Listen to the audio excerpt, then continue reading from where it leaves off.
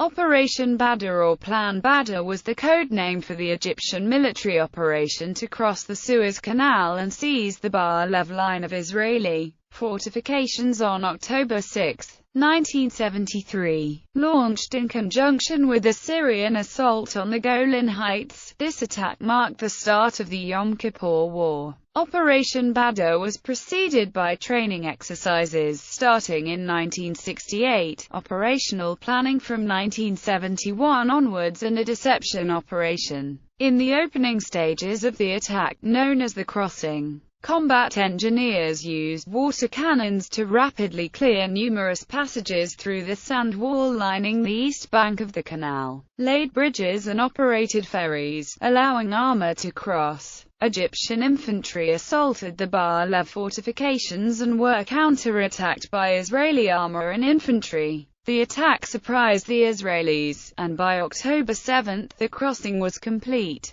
and the east bank of the canal was occupied by 5 Egyptian infantry divisions. The infantry proceeded to establish defensive positions in bridgeheads spanning the 160 km front. Following a lull in the fighting on October 7, Israeli armor reserves arrived at the front and launched a counter-attack opposite the city of Ismailia. The Egyptian forces were successful in employing anti-tank weapons to repel the Israeli armor or advanced once more. By the end of October 8, Egypt occupied a strip of territory along the entire east bank of the canal to a depth of approximately 15 kilometers. In addition to the canal crossing, Egypt laid a successful naval blockade against Israel in the Red Sea and Mediterranean Sea. The 1973 war is commemorated in a special Egyptian museum, the 6th of October Panorama in Cairo and in Damascus.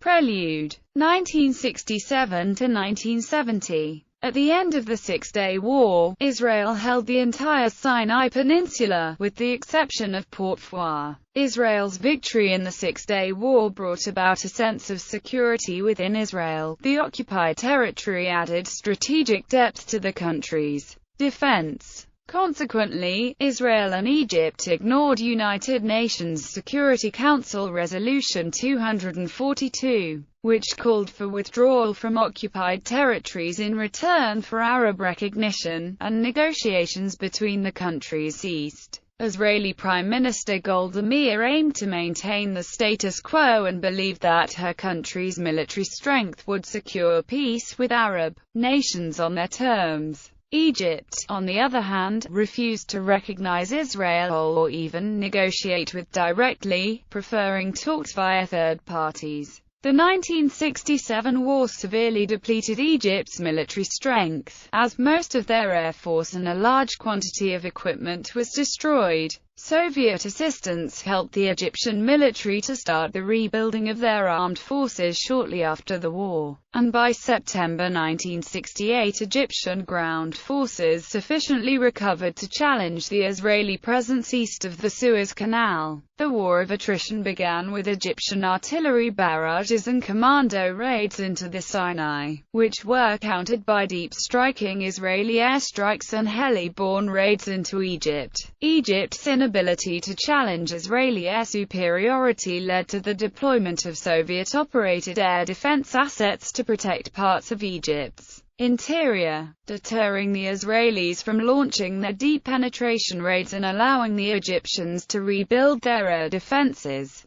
The defensive upgrades incurred increasing Israeli air losses, leading to an August 1970 ceasefire that lasted until 1973. Nasser died in September 1970 and was succeeded by Anwar Sadat. Egyptian strategy. President Sadat believed that Egypt's economic, political, and military problems were a result of the Six-Day War. He believed the solution to these problems lay with erasing the humiliation of the 1967 defeat, which required regaining the Sinai. In 1971 Sadat began the coordinated political and military groundwork to achieve this. In February, he proposed a phased Israel withdrawal from the Sinai, which would involve a reopening of the Suez Canal, and Israeli fulfillment of the UNSCR 242, including resolving the Palestinian refugee problem. In return, Egypt would sign a peace treaty with Israel and re-establish relations with the United States.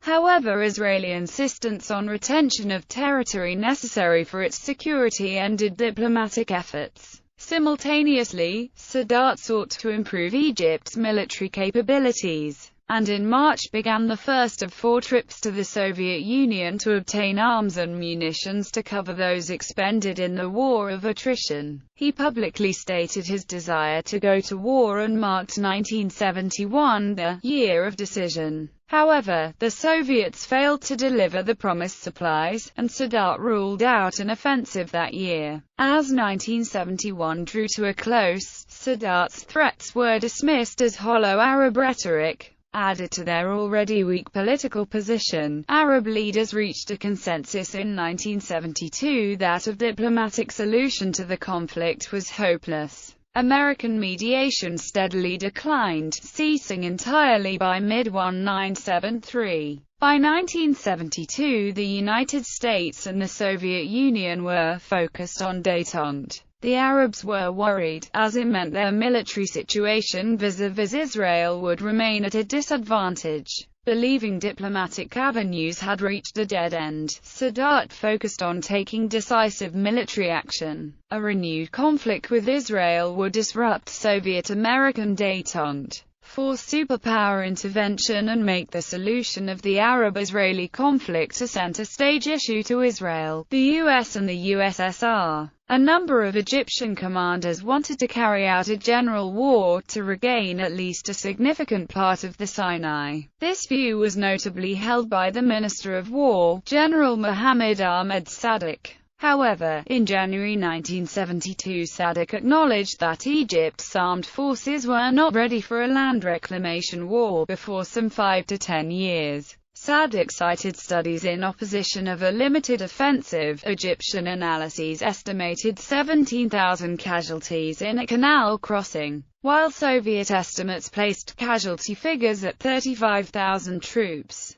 Sadik stressed the immense losses that would be sustained would overshadow any military and political gains from a limited offensive, which required following up by liberating all or most of the Sinai. For political reasons, Sadat dismissed Sadik's arguments. The government's political position was perilous as the Egyptian public, angered by the "no war, no peace" situation with Israel, demanded action. The economy, already suffering from the loss of the Suez Canal revenues and the Sinai oil fields, could not cope with the country being on a war footing for an extended period. War was a desperate option, and a limited offensive under the current circumstances was the only solution. At a session of the Arab League's Joint Defense Council on January 27–30, 1973, Egypt presented a report stressing that an attack against Israel would have to be carried out simultaneously from Egypt, Syria and Jordan because of the Israeli air superiority. According to the report, Egypt and Syria's air forces, if reinforced with 16 air squadrons from other Arab countries, would achieve numerical superiority.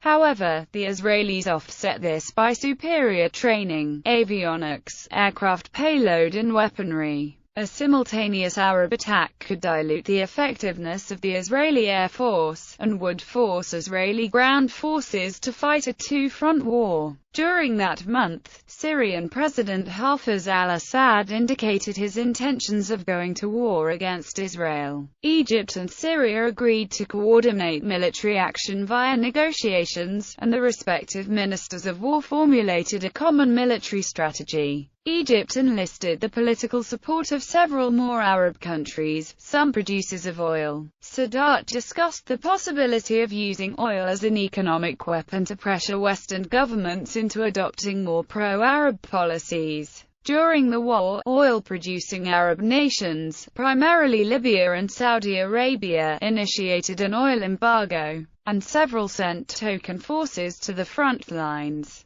Sadat bred caution into his commanders, even warning his later Minister of War, Ahmed Ismail Ali, not to lose the army as had happened in 1967. On 3 June 1971 he outlined his vision of a limited war. "I want us to plan the offensive within our capabilities, nothing more. Cross the canal and hold even 10 centimeters of the Sinai. I'm exaggerating, of course, but that will help me greatly and alter completely the political situation internationally and within Arab ranks." Sadat's strategy was designed to achieve political success without needing a comprehensive military victory, and hence, and in view of the Egyptian military's marked inferiority to the Israeli defense forces, this required only a limited war.